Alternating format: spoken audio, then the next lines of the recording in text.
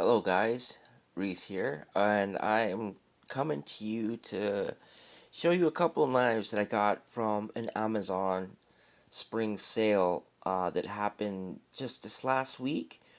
I bought the Recon Tanto and the SRK, both by Cold Steel, and I bought the SRK for about 56 bucks, the Recon Tanto for 60 bucks.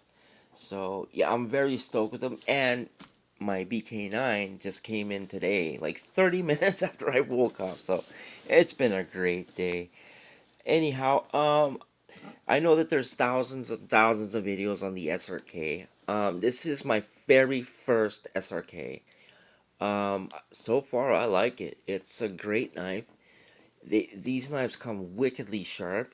All you need to do is strop them with a leather strop or maybe a ceramic rod, and it'll be even sharper. Like, I don't think a knife could be any sharper than what it already is. But the one thing I noticed about the SRK is look at the grind. The grind is hollow grind, right? And it goes all the way to the tip. Now look how thin that is, right? Um, I've seen quite a few people with SRKs with broken tips, and they modify them. I've seen all kinds of videos. Like I said, I've seen videos where people take off the brass pin here, take off the handle, and put. I've seen K-bar handles. I've seen I've seen all kinds of handles on an SRK. I've seen one that looked kind of like the same handle that you would see like on a Gerber strong arm kind of thing, but with like leather in it. It's actually really cool. I thought that was an awesome looking knife. It matched. It was symmetrical with the sheath, with the leather sheath that he made for it. It was great. Anyway, if you get this knife, it's a great knife. It stays sharp and it takes a beating. Just don't pry with the tip because the tip is very thin. It's. I don't even know if I should even baton with this thing, like considering that tip. But look how pointy that tip is. I don't know if it'll show up. Look at that. Does it show? Focus! I hate this phone. Anyway, yeah, so I would keep that in mind if you decide to get the SRK. It's a really great knife. 6 inches, hollow ground, drop point style. Coating is pretty thick on it, but not very intrusive. The Recon Tanto is by far better if you want a knife to beat on, whether for bushcrafting or tactical. Um, this knife is by far, there goes Blackie, one of my favorite all-time knives. Um, I think it's even probably surpassed the K-bar now, by now. Um, Not many people notice this or quote this, but I'm gonna say it. This knife is 7 inches. The reason why this knife is such an underrated knife, it's because it has a dual grind, meaning that the main sharpened edge is a hollow grind going all the way goes all the way up to the quixote right here, and that last inch is a saber ground. So if you look at it, you can see that hollow grind, but when you get to the tip, look at that. That's where the strength is on this tip. And I've seen lots of people throw this knife, use it for skinning game. It actually does really well in bushcraft.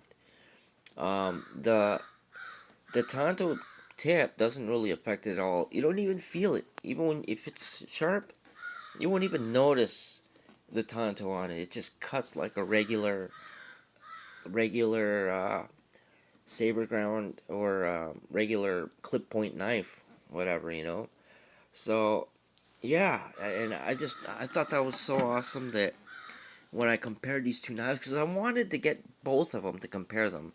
So yeah, this knife is good for general utility work and light task, whatever. Some people beat on whatever. Not my cup of tea, but it's cool to have. But if you want a beast that you can really thrash on, I suggest the Recon Tanto. It's built for that. It's thick. Well, both of them are 5 millimeters thick. But the tip is reinforced. Like, look at that. It looks like a chisel tip, right? I've seen people pry, do all kinds of stuff with it. So it's a great knife. So I just wanted to show you guys that, and and show you guys my Becker.